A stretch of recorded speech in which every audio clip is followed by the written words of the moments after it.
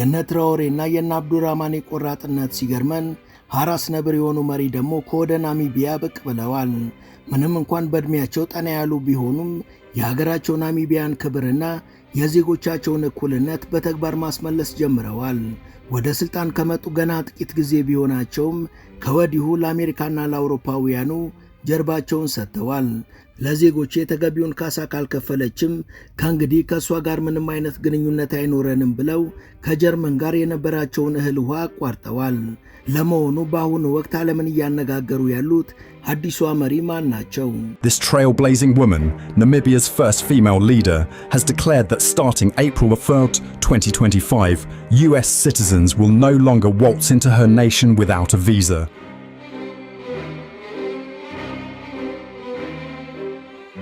ሰላም በመላው ዓለም የምትገኙ ውድ የመሿለኪያ ቤተሰቦች፣ በዛሬው መሰናዷችን የበርካቶችን ቀልብ ስለሳቡትና ያልተጠበቁ አካሄዶችን ስለተገበሩት ስለ አዲሷ የናሚቢያ መሪ እናወጋችኋለን።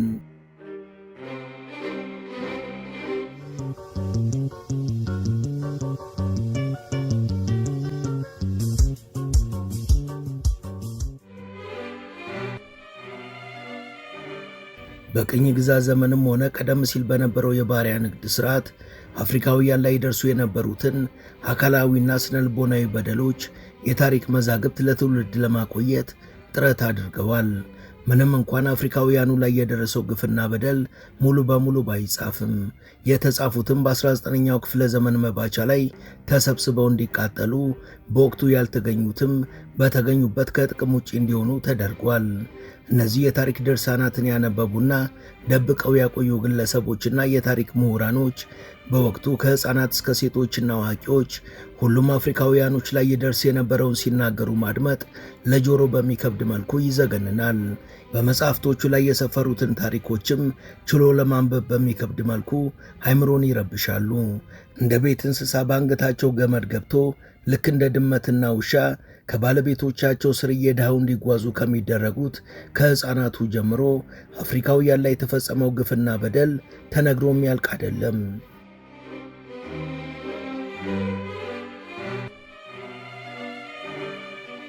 የባሪያ ንግድ በዓለም አቀፍ ደረጃ ቀረ ከተባለ በኋላ መልክና ስሙን ቀይሮ ቻይልድ ትራፊኪንግ ተብሎ ከኮንጎ እስከ ደቡብ አፍሪካ ከአሜሪካ እስከ ፖርቶሪኮ በመላው ዓለም በድብቅ ዛሬም ድረስ በአስከፊ ሁኔታ እየተከናወነ ነው። ከዚህ ሕገወጥ ድርጊት ጀርባ ደግሞ ታላላቅ መንግስታት ሳይቀር እጃቸው አለበት። ልክ እንደ ባሪያ ንግድ ሁሉ ሕፃናቱን የሚሸጡና የሚገዙትም የንግድ ልውውጣቸውን የሚያደርጉት በገንዘብ ነው። ከዛ አልፎ ተርፎ የተለያዩ የገበያ ድረገጾች ላይም የኮድ ስምና ፎቶ እየተሰጣቸው በይፋ የሕፃናት ግብይት መከናወን ከጀመረ ሰነባብቷል። የቀኝ አገዛዝ ቀንበርን ከትከሻቸው አሽቀንጥረው ለመጣል መላው አፍሪካውያን ባደረጉት አስጨራሽ ትግልም በ1960ዎቹ በርካታ ሀገራት ነፃነታቸውን አግኝተው ነበር። ነገር ግን ነፃነቱ በወረቀት ደረጃ እንጂ በተግባር የሌለ፣ የቀድሞ ቀኝ ገዢዎቹ በሀገራቱ ላይ የነበራቸው ያልተገደበ መብትም በዛው መጠን የቀጠለ ነበረ። እንደነ ገማል አብደል ናስር፣ ኬኔት ካውንዳና ኢዲ አሚን ዳዳ አይነት ቆራጦቹ በተለያየ አሻጥር ሲወገዱ፣ በተቃራኒው ሀገሩን ከፈረንሳይ ሙሉ ለሙሉ ነፃ ስለማውጣት ሳይሆን በፈረንሳይኛ ስለጻፋቸው ግጥሞቹ አብዝቶ እንደሚጨነቀው እንደ ሴዳር ሴንጎርና ለሕዝባቸው አንዳች እንዳልፈየዱት እንደ ኔልሰን ማንዴላ አይነቶቹ ደግሞ አፈር አይንካችሁ ተብለው በፍቅርና በእንክብካቤ እንዲያዙ ይደረጋል።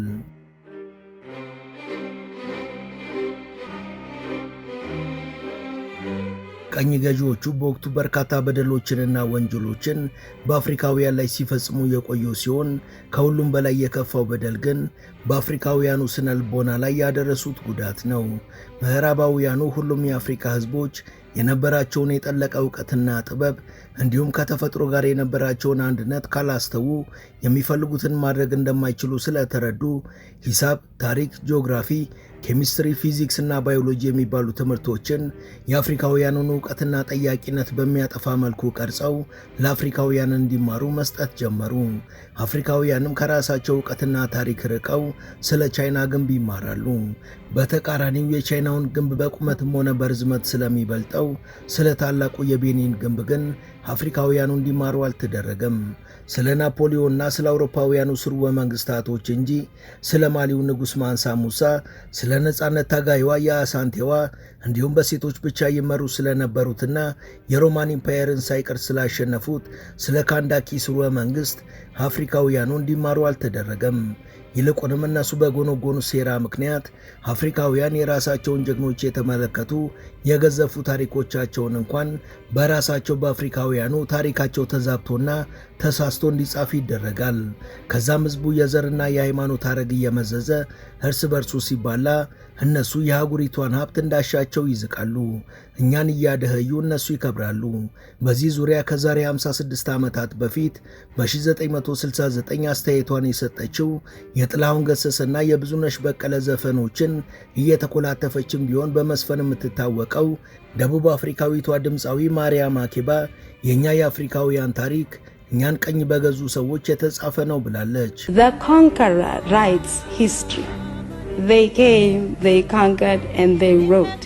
Now you don't expect people who came to invade us to write the truth about us. የኛን ታሪክ የጻፉት ቅኝ ገዢዎች ናቸው። እነሱ መጡ፣ እኛን ገዙ፣ ከዛ ታሪካችንን ጻፉ። እኛን ለመውጋትና ለመውረር የመጡ ሰዎች ስለኛ እውነታውን ይጽፋሉ ተብሎ አይታሰብም። ሁልጊዜም መጥፎና ውሸት የሆኑ ነገሮችን ነው የሚጽፉት።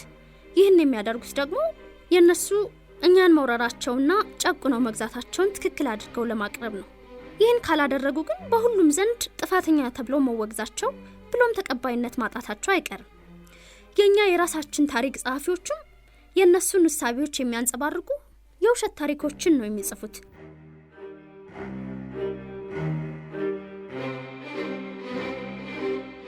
ከዚህ ጎን ለጎን አፍሪካውያኑን እንደየእምነታቸው ከፈጣሪያቸው ጋር የነበራቸውን ቅርበት ለመበጣጠስም ራሳቸው የፈበረኩትን ሃይማኖት ለዚህ ሴራ አዘጋጅተው በላኳቸው በሚሽነሪዎቻቸው አማካኝነት ሰበኩ። ሰበካውን ለሚከታተሉትም ከስንዴ እስከ ቁሳቁስ እየሰጡ አፍሪካውያንን ሙሉ ለሙሉ ከራሳቸው ከፈጣሪና ከተፈጥሯቸው ጋር እንዲለያዩ አደረጉ። ባለፉት 30 ዓመታት ደግሞ ምርጥ ዘር ማዳበሪያ ብለው በእርዳታ ስም እየሰጡ ለም የነበረውን የአህጉሪቷን መሬት በኬሚካሎች በተሞሉ በእነሱ ምርጥ ዘርና ማዳበሪያ ላይ ጥገኛ እንዲሆን አድርገው የአህጉሪቷን ሀገሮች የግብርና ምርት እንዳሻቸው መዘወርና መቆጣጠር ቻሉ። ይህን ተከትሎ ሙዳቸው ከሆነ ያሻቸው የአፍሪካ ሀገር ላይ ድርቅና ረሃብን ያስከትላሉ። አፍሪካውያን ቀድሞ የነበራቸውን ጥበብና እውቀትም እንደ ኋላ ቀርነት አስቆጥረውና ናንቀው በምትኩ ሳይኮሎጂ፣ ፌሚኒዝም እንዲሁም ዘመናዊነት በሚባሉ እርባና ቢስና ባዶ በሆኑ በእነሱ በተፈበረኩ አስተሳሰቦችም የአህጉሪቷን ህዝቦች በተለይ ደግሞ የታዳጊዎችንና የወጣቱን አይምሮ ተቆጣጠሩ። ሌላው ቀርቶ በአሁኑ ወቅት ላይ በርካታ የአፍሪካ ሀገራት ያለነሱ እርዳታና ብድር ውለው ማደር የሚችሉ አይመስላቸውም።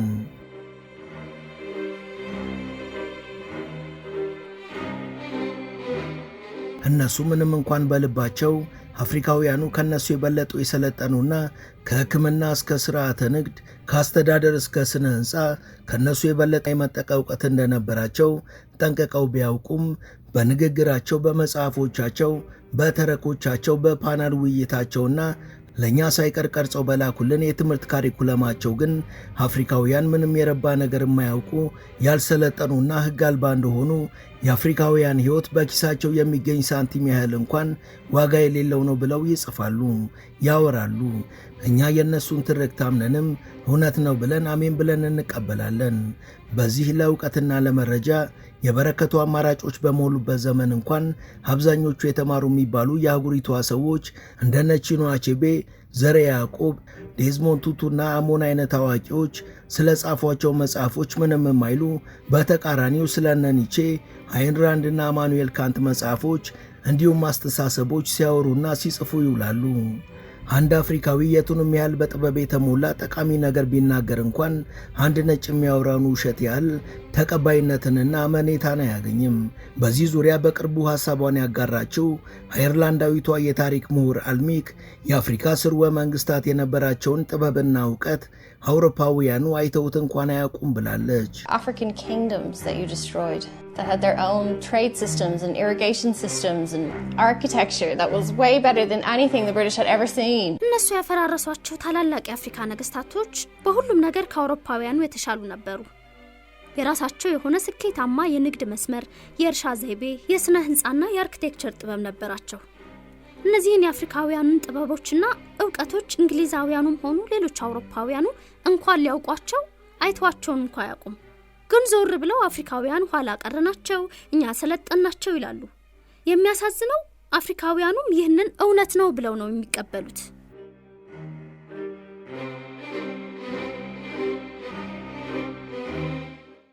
ውድ ተመልካቾቻችን ተረካችንን እዚህ ድረስ ከተከታተላችሁት ዝግጅታችንን እንደወደዳችሁት እርግጠኞች ነን። ከእናንተ የሚጠበቀው ቻናሉ የበለጠ እንዲያድግ አንድ ጊዜ ሰብስክራይብ ማድረግ ብቻ ነው። እናም ሰብስክራይብ እንድታደርጉ አስታውሰን ተረካችንን እንቀጥል።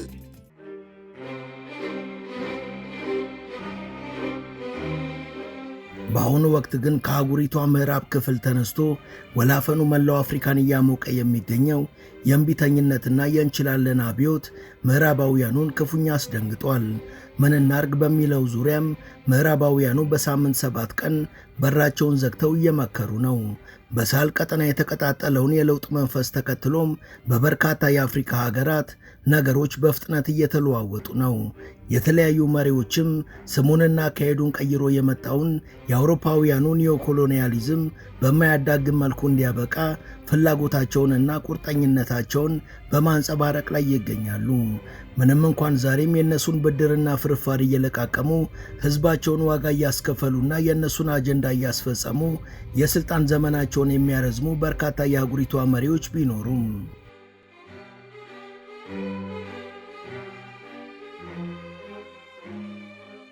የጀነራሎቹ የነ ትራኦሬ የነ አብዱራማኔና የነ አሲሚ ጎይታ አይነት እምቢተኝነት ከተስተዋለባቸው መሃል በቅርቡ የተመረጡት የናሚቢያ የመጀመሪያው ሴት ፕሬዝዳንት ኔቱምቦ ናዲ-ዳድዋ አንዷ ናቸው።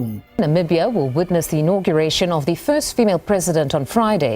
SWAPO's candidate Netumbo Nandi-Ndaitwah is the president-elect, a veteran politician and former foreign affairs minister. ናሚቢያ ከቅኝ ግዛት ነፃ ከወጣች ከ35 ዓመት በኋላ በታሪኳ ለመጀመሪያ ጊዜ ሴት ፕሬዝዳንትን ሾማለች። አዲሷ የናሚቢያ ፕሬዝዳንት ታዲያ የአፍሪካ ሀገራት እንደማንኛውም ምዕራባዊ ሀገራት ክብር የሚገባቸውና ሉዓላዊነታቸው ሙሉ ሊሆን የሚገባ ነው ብለዋል። መሪዋ አውሮፓውያኑ ይህንን እንደማይፈልጉ ቢያውቁም በሀገራቸውና በሕዝባቸው ክብርና ነፃነት በፍጹም እንደማይደራደሩ በአንደበታቸውም በተግባራቸውም አረጋግጠዋል።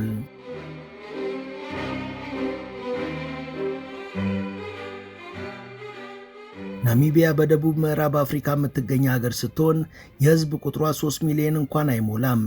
ናሚቢያ በተፈጥሮ ሀብት የበለጸገች ሀገር ብትሆንም በድህነት ስትማቀቅ የቆየች ሀገር ናት።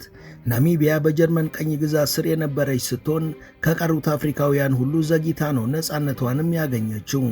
በተለይ የሀገሪቷን የዲያመንድ ሀብት ሲበዘብዙ በነበሩት በጀርመናውያኑ እስከ 1945 ድረስ በቀኝ ስትገዛ የቆየች ሲሆን ከዛ በኋላ ደግሞ በተባበሩት መንግስታት ድርጅት ውሳኔ መሰረት በደቡብ አፍሪካ ስር እስከ 1990 ስትተዳደር ቆይታለች።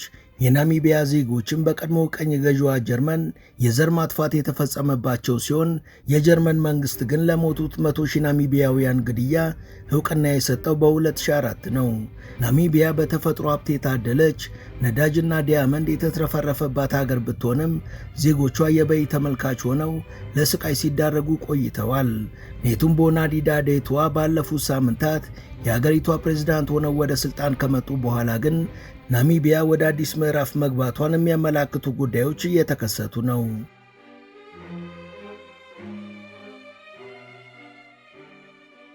አዲሷ ፕሬዝዳንት የ73 ዓመት አዛውንት ሲሆኑ ስዋፓ የተባለው የሀገሪቷ ፓርቲ አባል የነበሩና አሁን ደግሞ የሀገሪቷ የጦር ኃይሎች ጠቅላይ አዛዥ ሆነዋል።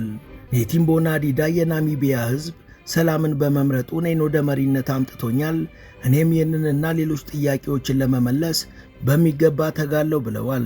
ፕሬዝዳንቷ ናሚቢያውያን የሀገራቸው ሀብት ባለቤቶች መሆን አለባቸው በማለትም በተደጋጋሚ ሲናገሩ ይደመጣል። እኛ ለሌሎች የምንሰጠውን ክብር በምላሹ ማግኘት ይገባናል የሚል አቋምንም ያራምዳሉ። በአሁኑ ወቅትም የሀገሪቷን ነዳጅና የዲያመንድ ማዕድን ተቆጣጥረው የነበሩ ግዙፍ የአውሮፓ ካምፓኒዎችን ፍቃድ በመሰረዝ የሀገሪቷን ማዕድን ናሽናላይዝድ አድርገዋል።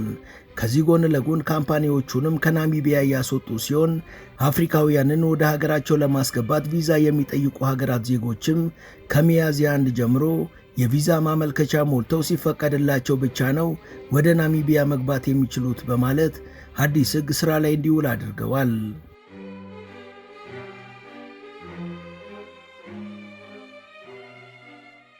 ከቪዛ ጋር የተያዘው አዲሱ የናሚቢያ ሕግ አሜሪካንን፣ እንግሊዝንና ጀርመንንም የሚመለከት ሲሆን ይህን ተከትሎም በናሚቢያ የአሜሪካ አምባሳደር መግለጫ አውጥተዋል። በመግለጫቸውም ከዚህ ቀደም የአሜሪካ ዜጎች ለጉብኝትም ሆነ ለሌሎች ጉዳዮች ወደ ናሚቢያ ሲመጡ ያለ ቪዛ ገብተው እስከ 3 ወር መቆየት የሚያስችላቸው አሰራር ነበር። አሁን በወጣው ሕግ መሰረትም አሜሪካውያን ወደ ናሚቢያ ከመጓዛቸው በፊት በሀገሪቷ የኢሚግሬሽን ድረገጽ ገብተው ኦንላይን የቪዛ ማመልከቻ መሙላት ያለባቸው ሲሆን ሲመጡም የማመልከቻውን ሰነድ መያዝ አለባቸው በማለት ዜጎቹን አሳውቋል። ዶናልድ ትራምፕ ወደ ስልጣን ከመጡ በኋላ 22 የአፍሪካ ሀገራት ዜጎች ወደ አሜሪካ የሚያደርጉትን ጉዞ የሚገድብ ትዕዛዝ ማስተላለፋቸው የሚታወቅ ሲሆን ከ22ቱ ሀገራት ውስጥ ግን ናሚቢያ አልተካተተችም ነበር። ይሁንና ናሚቢያ ጎረቤት ሲታማ ለኔ በለስማ እንደሚባለው ለአሜሪካ ውሳኔ ትኩረት እንደሰጠች በዚህ ተግባሯ ማረጋገጥ ይቻላል ተብሏል።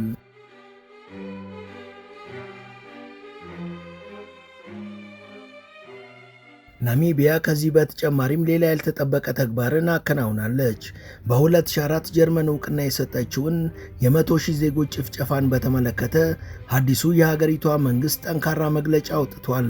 ጀርመን ለፈጸመችው ተግባር የሰጠችው ዕውቅና ከልብ የመነጨ ሳይሆን የይስሙላ ነው፣ የሚፈይደውም ነገር የለም። ስለዚህ ናሚቢያ 2 ነገሮችን ከጀርመን ትጠብቃለች ይላል መግለጫው። የመጀመሪያው ጀርመን የፈጸመችውን የ100,000 ዜጎችን ግድያ የዘር ማጥፋት ወንጀል መሆኑን በግልጽና በይፋ በማመን ይቅርታ መጠየቅ አለባት። ሁለተኛ ደግሞ ጀርመን ለፈጸመችው የዘር ማጥፋት ወንጀልና ለተገደሉት 100,000 ናሚቢያውያን ቤተሰቦች ካሳ የሚሆን $20 ቢሊዮን እንድትከፍል እንጠይቃለን። ጀርመን ይህን እስክትፈጽም ድረስም የሁለቱ ሀገራት ግንኙነት ሙሉ ለሙሉ ይቋረጣል። ይህን ተግባራዊ ስታደርግ ግን ግንኙነታችን በአዲስ መልኩ የሚጀምር ይሆናል ይላል የናሚቢያ መንግሥት ያወጣው መግለጫ።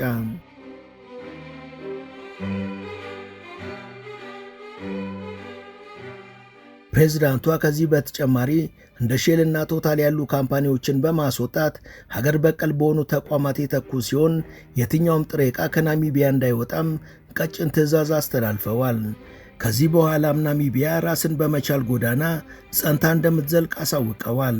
በፕሬዝዳንት ኔቱምቦ ራስ ነብርነት የተገረሙትና መሰል አካሄዶችን ያልጠበቁት የጀርመን ሹማምንቶችም $1.6 ቢሊዮን በ20 ዓመት እንክፈል ብለው ጥያቄ ቢያቀርቡም በፕሬዝዳንቷ በኩል ጥያቄያቸው ሙሉ በሙሉ ውድቅ ተደርጓል።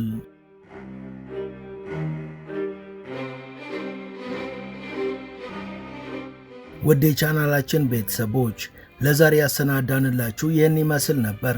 እስከ ዝግጅታችን ፍጻሜ አብራችሁን ስለነበራችሁ ከልብ እናመሰግናለን። በቀጣይ ቢሰሩ የምትሏቸውን ርዕሰ ጉዳዮች ብትጠቁሙን ደስ ብሎን እንቀበላለን። ቻናላችንን ሰብስክራይብ እና ላይክ ማድረግ አትርሱ እያልን ለዛሬ በዚሁ እንሰናበታለን። መልካም ጊዜም